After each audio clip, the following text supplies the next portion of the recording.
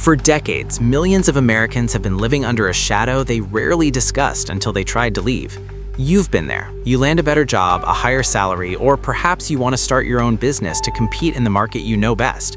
But then you remember that single paragraph in the back of your employment contract, the non-compete clause. For years, these clauses were the invisible handcuffs of the American workforce. If you left, your boss didn't just lose an employee, they sued you into bankruptcy. But as we sit here in February 2026, the walls of the corporate prison are finally crumbling. The Federal Trade Commission, or FTC, has officially declared war on these agreements. We are talking about a seismic shift that affects 30 million workers, from high-paid tech engineers in Silicon Valley to sandwich makers in Ohio. Today on Legal Discovery Files, we are going deep into the discovery of the FTC versus corporate America. We will uncover the hidden loopholes, the multi-state legal battles, and the exact steps you need to take to break free from a contract that might now be illegal. The anatomy of a repressive system. To understand why this ban is so historic, we have to look at how we got here. Historically, non-competes were designed for one thing: protecting legitimate trade secrets. If a top-level chemist at a pharmaceutical plant moved to a rival, they could take a billion-dollar formula with them. That made sense. But over the last 20 years, corporate lawyers got greedy. They began inserting these clauses into contracts for entry-level employees, delivery drivers, and even security guards. The FTC's internal discovery revealed a shocking trend. These agreements were no longer about protecting secrets. They were being used as a tool for wage suppression.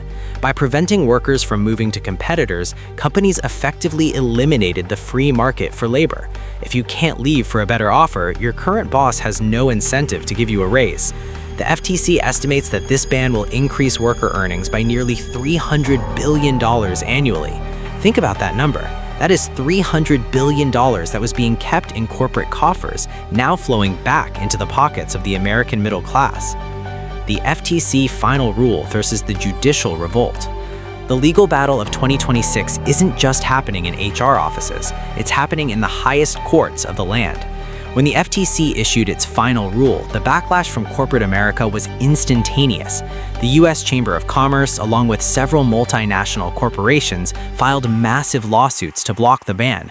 Their argument that the FTC, an administrative agency, doesn't have the constitutional authority to regulate private contracts on such a massive scale. This has created what legal scholars call a circuit split. In some federal districts, judges have upheld the ban, calling it a triumph for the Sherman Antitrust Act. In others, conservative-leaning judges have issued stay orders, claiming the FTC is overstepping its bounds. This means your rights as a worker in 2026 might literally depend on the zip code where you sign your contract. This legal chaos is exactly what the legal discovery process is currently uncovering, a nation divided on the very definition of economic freedom. The senior executive exemption, a corporate trap. If you are listening to this and thinking you are 100% free, you need to pay close attention to the senior executive loophole. The FTC's rule makes a distinction that corporate lawyers are currently exploiting to the maximum.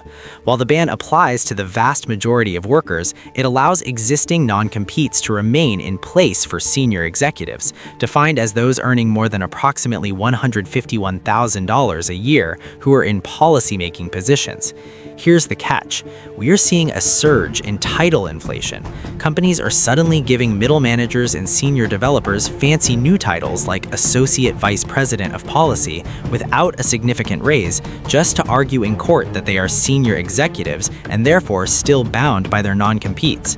It's a desperate move, and it's one of the most active areas of litigation right now. If your company is trying to reclassify you, you need to document your daily duties because policymaking is a legal standard, not just a line on a business card. Beyond non-competes, the rise of the shadow clauses. As the traditional non-compete dies, new shadow clauses are rising to take its place. Corporate legal departments are shifting their strategy towards aggressive NDAs, non-disclosure agreements, and non-solicitation clauses.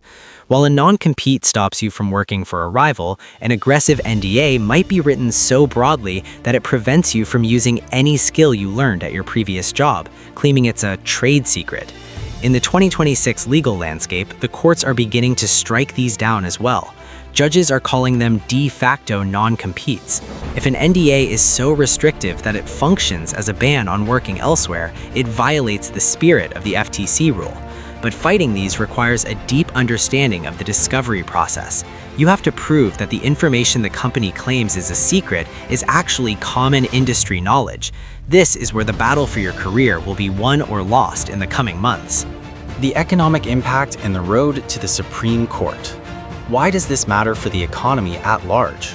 Beyond the $300 billion in wages, the FTC ban is expected to spark a new wave of American innovation. When talent is free to move, new startups are born. When a lead engineer at a tech giant can finally leave to start their own firm without fear of a 3-year legal battle, the entire market benefits. However, the final word hasn't been spoken. All eyes are on the Supreme Court. The major questions doctrine will likely be invoked, where the court must decide if an agency like the FTC can make such a major economic decision without explicit permission from Congress. The outcome of this case will be the most significant labor ruling of the 21st century. It will define the power of the federal government versus the power of the private corporation for the next 50 years. Your 2026 legal action plan. So, what should you do if you are sitting on a contract with a non-compete right now? First, do not panic. In most states and under the current FTC guidance, that clause is likely dead on arrival. Second, review your severability clause. This is a tiny paragraph that says if one part of the contract, the non-compete, is illegal, the rest of the contract still stands. Third, if you receive a notice of unenforceability from your employer, keep it. Under the law, companies are required to notify workers that their non-competes are no longer valid. If they haven't sent you that notice, they might be in violation of federal law. Conclusion: the future of work. The era of owning a worker's future is ending. Whether through the FTC's bold move or the subsequent state-level bans in places like California, Minnesota, and New York, the momentum is moving toward worker mobility. You are not an asset owned by a corporation. You are a free agent in a global economy. We will continue to monitor the Supreme Court's docket and the latest filings from the Chamber of Commerce. If you have been threatened by an employer over a non-compete, or if you've successfully transitioned to a competitor, tell us your story in the comments. Your experience helps others understand their rights.